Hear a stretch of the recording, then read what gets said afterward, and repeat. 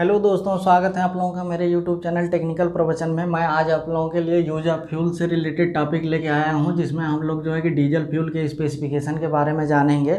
यानी कि जो है कि डीजल फ्यूल का विशिष्टीकरण हम लोग जानेंगे कि इसमें क्या होता है। पिछले वीडियो में दोस्तों मैंने जो है कि आप लोगों को यूज ऑफ फ्यूल के अंतर्गत वो उसका इंट्रोडक्शन दिया था, कितने टाइप का होता है और थोड़ा बहुत उनके बारे में डिस्क्रिप्शन में हम लोग बात किए थे।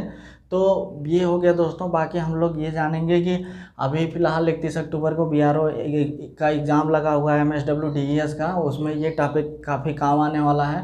बाकी ये दोस्तों जितने भी हमारे बच्चे ITI कर रहे हैं, diesel mechanic, motor mechanic, tractor mechanic, उनके लिए भी वीडियो यूजफुल है। और जितने भी ऑटोमोबाइल सेक्टर से रिलेटेड टेक्नीशियन के एग्ज़ाम होने वाले हैं, NMDC में भी व्हीकल मैकेनिक का पोस्ट आया था। बाकी जो है कि डीजल मैकेनिक के पोस्ट जहाँ आते हैं, NCL HMM में टेक्नीशियन और ट्रैक लाइन के लिए आते हैं। बाकी जो है कि रेलवे वगैरह में भी इसके एग्ज़ाम होते हैं, इसरो DRDO में। ये वीडियो सब जगह काम आने वाला है दोस्तों। तो हम लोग सीधे ज़्यादा समय ना लेते हुए सीधे हम टॉपिक पे चलेंगे। तो दोस्तों यहाँ पे देखिए, हम लोग यहाँ पे जो है कि डीजल फ्यूल के स्पेसिफिकेशन के बारे में बात करेंगे। क्या क्या जो है कि डीजल फ्यूल में क्वालिटी होनी चाहिए। तो हम लोग जानते हैं सबसे पहले कि डीजल फ्यूल क्या होता है। एक हाइड्रोकार्बन, डीजल फ्यूल में हाइड्रोकार्बन की मात्रा ज़्यादा होती है। तो हाइड्रोकार्बन, तो हम लोग सीधे आ जाएंगे पहले डीजल फ्यूल में कितना होता है। फिर से लिखते हैं इसको, सॉरी हाइड्रोजन हमारा कितना हो गया। हाइड्रोजन हमारा 16% लगभग हो गया, 15 से 16% मान लीजिएगा। और कार्बन दोस्तों लगभग 85% होता है। ठीक है दोस्तों, ये हो गया। बाकी हम लोग आगे बढ़ते हैं। पैराफिन बेस इसमें कितना होता है। पैराफिन बेस इसमें कितना होता है दोस्तों, हम लोग देखेंगे। तो ये सेचुरेटेड पैराफिन बेस होता है, इसमें सेचुरेटेड हाइड्रोकार्बन फ्यूल। ये क्वालिटी है पैराफिन बेस किस टाइप का होता है। Saturated hydrocarbon fuel, hydrocarbon fuel. ठीक है दोस्तों, ये हो गया। बाकी इसमें फ्लैश पॉइंट इसका कितना होता है। फ्लैश पॉइंट, डीजल फ्यूल का फ्लैश पॉइंट कितना होना चाहिए, ये हम लोग देखेंगे। तो ये दोस्तों कम से कम जो है 150 फ़ारेनहाइट होना चाहिए। कम से कम कितना होना चाहिए, 150 फ़ारेनहाइट होना चाहिए दोस्तों, ध्यान दीजिएगा, ये सिंबल है। अब आगे बढ़ेंगे, इसमें नमी व सेडोमेट की क्वालिटी देखेंगे। ये डीजल फ्यूल की दोस्तों बात हो रही है, नमी व सेडोमेट। तो ये देखते हैं दोस्तों, इसमें क्या कम से कम 5% होना चाहिए दोस्तों। क्योंकि क्या है दोस्तों, ऑब्जेक्टिव क्वेश्चनों में जो है ना, ये स्पेसिफिकेशन इनमें से कुछ भी पूछ सकता है, क्योंकि यूज ऑफ फ्यूल के बारे में पूछा ही है।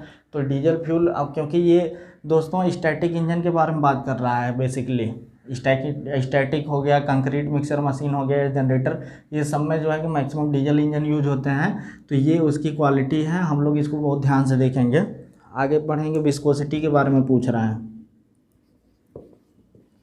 विस्कोसिटी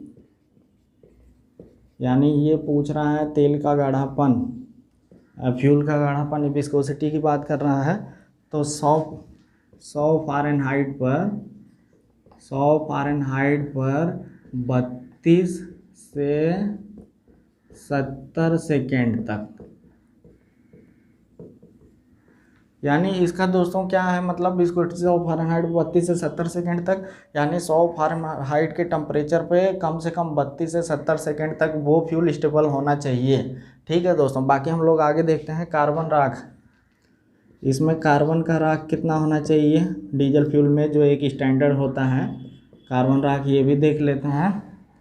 जलने पर मैक्सिमम इसमें ये 1% होना चाहिए दोस्तों, मैक्सिमम 1% होना चाहिए। तब क्या है, डीजल की क्वालिटी, डीजल फ्यूल की क्वालिटी आदर्श मानी जाएगी। ठीक है दोस्तों, ये अधिकतम है दोस्तों, ध्यान दीजिएगा, मैक्सिमम है, ध्यान दीजिएगा। बाकी अन्य राखों के बारे में बात करेंगे कि फ्यूल जलने पे जो है कि अन्य राख जो पाए जाते हैं वो हमारे मैक्सिमम कितने होने चाहिए। वो मैक्सिमम होने चाहिए 0.05%। ये दोस्तों मैक्सिमम है, ध्यान दीजिएगा, ठीक है। अधिकतम इतना होना चाहिए, इससे ज़्यादा होगा तो फ्यूल की क्वालिटी हमारी क्या होगी, डीजल फ्यूल की क्वालिटी पुअर होगी, ठीक है दोस्तों। बाकी हम लोग आते हैं सल्फ़र, जिसे हम गंधक बोलते हैं। सल्फ़र की कितनी मात्रा होनी चाहिए ये भी हम देख लेते हैं एक डीजल फ्यूल में, जहाँ तक वो चल जाए, ठीक है दोस्तों। तो सल्फ़र की मात्रा इसमें जो है कि मैक्सिमम 1% होना चाहिए। मैक्सिमम हमारा कितना होना चाहिए, 1% होना चाहिए। बाकी देख लेते हैं दोस्तों पोर पॉइंट। ये दोस्तों जो है कि पोर पॉइंट या पॉइंट हो गया है, ठीक है दोस्तों, एडजस्ट कर लीजिएगा आप लोग। पोर पॉइंट कितना होना चाहिए डीजल फ्यूल का, तो ये इंजन रनिंग तापमान पर सही प्रकार से बह सके, इतना होना चाहिए कि इंजन रनिंग टेम्परेचर पर, तो इंजन रनिंग तापमान पर ठीक से बह सके। तो दोस्तों हम लोग इंजन टेम्परेचर कितना जानते हैं, इंजन टेम्परेचर हमारा होता है 80 डिग्री सेल्सियस, 75 से 80 डिग्री सेल्सियस होता है, यानी 80 से 85 भी होता है।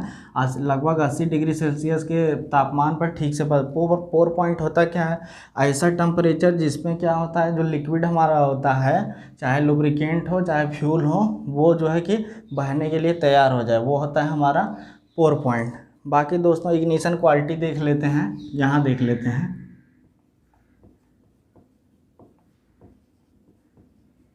इग्निशन क्वालिटी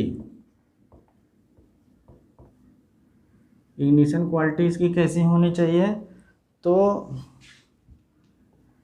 कम से कम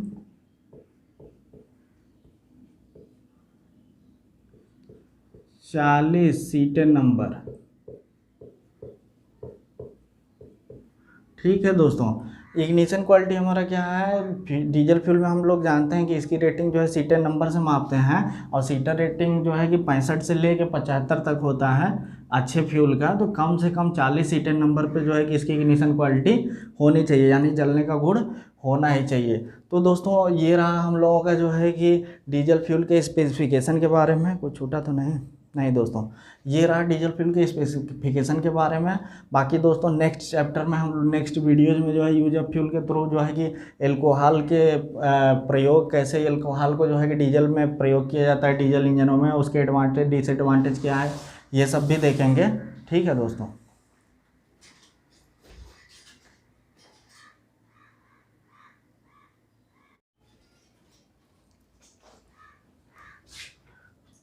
तो दोस्तों अगर ये आप लोगों को वीडियो पसंद आया तो जो है कि प्लीज़ लाइक सब्सक्राइब और शेयर ज़रूर करिएगा, जिससे मैं आप लोगों के लिए नए नए वीडियोस लेके आता रहूँ। और बेल आइकन दबाना जो है कि बिल्कुल ना भूलिएगा, जिससे मुझे जो है कि आप लोगों को नोटिफिकेशन मिलता रहे और मुझे मोटिवेशन मिलता रहे, ठीक है दोस्तों। Thank you.